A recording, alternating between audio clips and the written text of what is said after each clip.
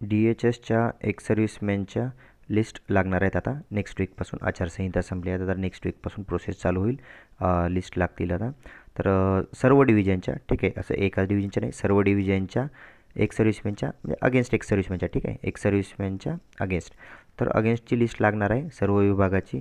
तर खूप साऱ्या कॅन्डिडेटचा क्वेश्चन होता, सर एक्सपेक्टेड कट ऑफ किती आहे किंवा कितीपर्यंत जाईल, कुठल्या कॅटेगरीचा किंवा कुठल्या विभागामध्ये कितीपर्यंत कट ऑफ जाऊ शकतो. तर ॲनालिसिस करायला मला सर्व लिस्ट काय अवेलेबल झालेली नाहीत, कारण टोटल 8 विभाग आहेत. त्याच्यामध्ये मेल, फिमेल, गव्हर्मेंट, प्रायव्हेट, त्याच्यानंतर एका एका विभागाच्या 4-4, 5-5 लिस्ट लागलेल्या आहेत. तर 80-90 लिस्ट असतील अप्रॉक्स, म्हणजे खूप साऱ्या लिस्ट आहेत, सर्व अवेलेबल झालेले नाहीत. तर जितक्या झाल्या त्या बेसवर मी जो एक्सपेक्टेड कट ऑफ आहे, ठीक आहे, तो मी तुम्हाला सांगण्याचा प्रयत्न करेन. तर त्याच्या अप्रॉक्स तुम्हाला एक आयडिया येऊन जाईल किंवा एक सर्व्हिसमॅनचा कट ऑफ कितीपर्यंत जाईल कोणत्या विभागाचा, ठीक आहे. तर मी आज तुम्हाला सध्या नाशिक विभागाचा, ठीक आहे, नाशिक डिव्हिजनचा एक एक्सपेक्टेड कट ऑफ सांगतो. डेफिनेटली ह्याच्यामध्ये चेंजेस होतील, तुम्हाला याच्यावर आयडिया येईल की कितीपर्यंत जाऊ शकतं मेरिट, ठीक आहे. तर मी याच्या आधी पण तुम्हाला एक सर्व्हिसमॅनच्या कॅटेगरी वाईज सांगितलं होतं की कोणत्या कॅटेगरीमध्ये किती व्हॅकन्सी आहेत टोटल एक सर्व्हिसमॅनच्या. तर तुम्ही तिथून खाली तितके जरी काउंट केले कॅन्डिडेट तरी तुम्हाला समजून जाईल. ओके. तर हे नाशिक विभागाचं सांगतो मी सध्या तुम्हाला. याच्यामध्ये गव्हर्मेंट मेल, तर याच्यामध्ये बघा कॅटेगरी वाईज लिहिलेलं आहे मी. तर याच्यामध्ये एक सर्व्हिसमॅनला मेल कॅन्डिडेटसाठी जागा नव्हतीच, फक्त एकच जागा होती ओपनमध्ये, ठीक आहे. आपण DMRमध्ये 80-20 सांगितलं होतं, DHSमध्ये तसं काही उल्लेख नाही. तर आपण 100% जागा कन्वर्ट होणार आहेत असं कन्सिडर करून चालू. तर जितक्या जागा मी सांगेल त्या सर्व जागा कन्वर्ट होणार आहेत असं आपण समजून हा कट ऑफ आपण कन्सिडर करतो आहे. तर याच्यामध्ये बघा ओपनमध्ये फक्त एक होती एक सर्व्हिसमॅनला जागा, बाकी कुठे कॅटेगरीमध्ये मेल कॅन्डिडेटला, ठीक आहे, गव्हर्मेंट मेलसाठी जागा नव्हती, फक्त एक होती ओपनमध्ये. तर बाकीचे जे आहे त्याच्यामध्ये काही चेंजेस होणार आहे. तर SCचं ॲप्रॉक्स 126पर्यंत मेरिट गेलेलं आहे, STचं 114पर्यंत गेलेलं आहे. विजेमध्ये कॅन्डिडेटच अवेलेबल नव्हता, ठीक आहे. त्याच्यानंतर NTBचं NTCचं ऑलमोस्ट 126पर्यंत गेलेलं आहे. SBCमध्ये नाही कॅन्डिडेट, त्याच्यानंतर 126च गेलेलं आहे. EWSचं पण ॲप्रॉक्स 126 घेतलं आहे, नाही ओपनचं पण 126.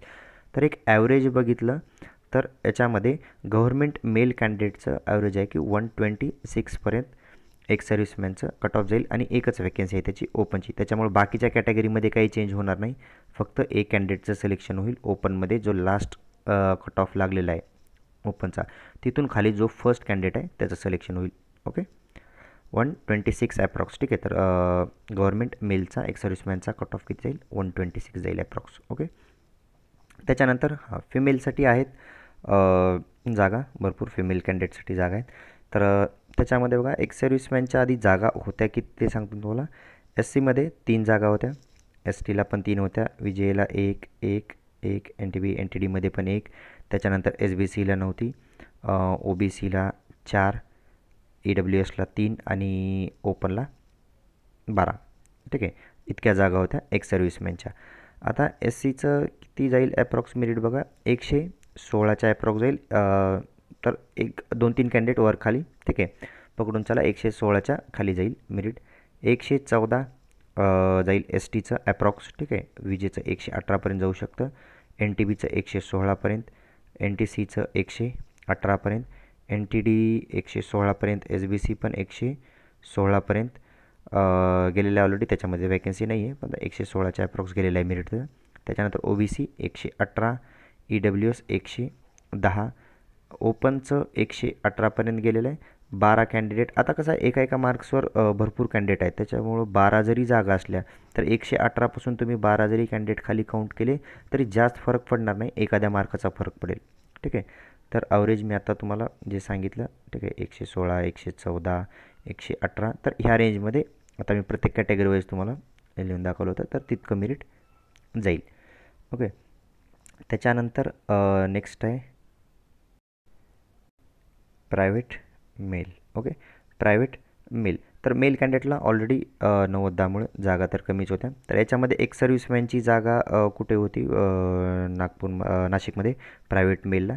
तर याच्यामध्ये पण सेम कुठल्याच कॅटेगरीने फक्त ओपनमध्ये एक जागा होती, त्याच्यामुळे बाकीचे जे कट ऑफ आहेत त्याच्यामध्ये काही चेंजेस होणार नाहीत, फक्त ओपनमध्ये एक कॅन्डिडेट फक्त सिलेक्शन होईल लास्ट कट ऑफपासून. तर ॲव्हरेज सांगतो कितीपर्यंत जाईल. तर एस सीचं एक ॲव्हरेज 100पर्यंत 91 जाईल. एस टी 101च्या जवळपास जाईल. विजेचं एन टी बीचं 104च्या ॲप्रॉक्स जाईल. एन टी सी पण 104 ॲप्रॉक्स जाईल. N t d 105. S b सीमध्ये वॅकन्सी नव्हतीच एक्स सर्व्हिसमॅनसाठी, ठीक आहे.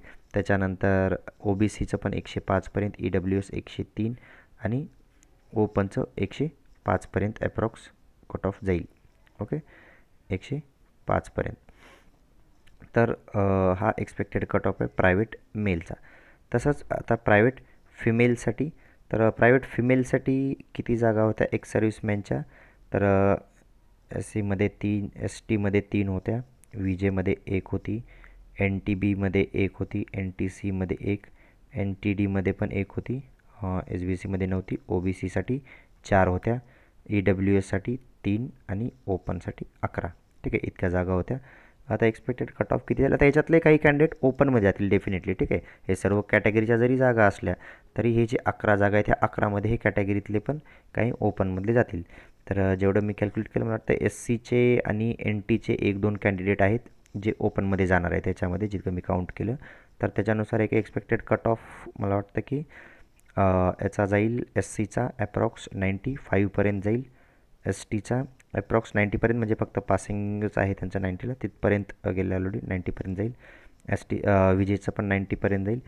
एन टी बीचा 93पर्यंत जाईल. एन टी सीचा 92पर्यंत, एन टी डीचा 95पर्यंत, एस बी सीचा 90पर्यंत गेले ऑलरेडी, ओ बी सीचा 93 ॲप्रॉक्स, ई डब्ल्यू एसचा 91पर्यंत जाईल ई डब्ल्यू एसचा, आणि लास्ट आहे ओपनचा 97पर्यंत, ठीक आहे. तर 97पर्यंत याचा कट ऑफ जाईल. तर हे सर्व कॅटेगरीचं मी आत्ता तुम्हाला सांगितलं की एक्सपेक्टेड कट ऑफ किती जाऊ शकतो. तुम्हाला प्रत्येक कॅटेगरीमध्ये किती व्हॅकेन्सी आहेत त्याच्याहून पण लास्ट कट ऑफपासून तुम्ही काउंट केलं तरी तुम्हाला आयडिया येऊन जाईल कितीपर्यंत जाईल, ठीक आहे. तर मी आत्ता जे सांगितलं ते तुम्हाला नाशिक डिव्हिजनचं सांगितलं. बाकी डिव्हिजनचं पण मी एक्सपेक्टेड सांगेन जर मला लिस्ट सर्व अवेलेबल झालं तर. मोस्टली आहेत लिस्ट, पण काही लिस्ट आहेत ज्या मिळत नाहीत आणि वेबसाईट पण चालू नाही आहे, त्याच्यामुळं मला एक्झॅक्ट कट ऑफ काढता येत नाही. त्याच्यामुळे मी एक ॲप्रॉक्स कट ऑफ सांगतो की तुम्हाला कितीपर्यंत जाऊ शकतं, ठीक आहे. तर याच्यामध्ये आता जसं तुम्हाला सांगितलं नाशिक डिव्हिजनचं. बाकी नागपूर डिव्हिजनचं असं आहे की नागपूर डिव्हिजनमध्ये जे 4th वेटिंग लिस्टमध्ये कॅन्डिडेट होते त्याच्यापैकी पण काही कॅन्डिडेट जॉईन झाले नाहीत किंवा काही जण सोडून गेलेले जे काही असतील, तर त्यांची आणखीन एक पुढली लिस्ट लागणार आहे. 5th वेटिंग लिस्ट लागणार आहे आणि प्लस एक सर्व्हिसमॅनची तर सर्व डिव्हिजनची लागणार आहे, ठीक आहे. ऑल डिव्हिजनची एक सर्व्हिसमॅनची तर लागणारच आहे. तर काही कॅन्डिडेटचं क्वेश्चन होता की बाकी डिव्हिजनच्या पण 5-5 लिस्ट लागतील का, तर तसं नाही. ज्यांच्या जागा व्हॅकंट असतील तर लिस्ट लागेल, नाही तर एक सर्व्हिसमॅनची तर लागणारच आहे. एक सर्व्हिसमॅनची सर्व डिव्हिजनची लागणार आहे, ओके. तर हा होता नाशिकचा एक्सपेक्टेड कट ऑफ. याच्या व्यतिरिक्त काही आणखीन डाऊट्स असतील किंवा अदर डिव्हिजन रिलेटेड काही डाऊट्स असतील तुम्हाला, तर त्याचा पण मी लिस्ट जशा अवेलेबल होतील मी एक एक्सपेक्टेड कट ऑफ व्हिडिओ मिळाल्या लिस्ट तर मी तसा बनवेन, किंवा तुमच्याकडे असतील तर मला सेंड करा. मला थोडं हे कट ऑफ बनवायला थोडं हेल्प होईल. सर्व लिस्ट काही अवेलेबल होत नाही कोणाकडे डाउनलोड केलेल्या असतील तर, कारण साईट चालत नाही आहे. तुम्हाला काही याच्या व्यतिरिक्त डाऊट्स असतील काही तर डिस्क्रिप्शनमध्ये तुम्हाला व्हॉट्सअप ग्रुपची लिंक मिळेल, तिथं तुम्ही क्वेश्चन विचारू शकता, म्हणजे मी नेक्स्ट व्हिडिओमध्ये ते ॲड करेन.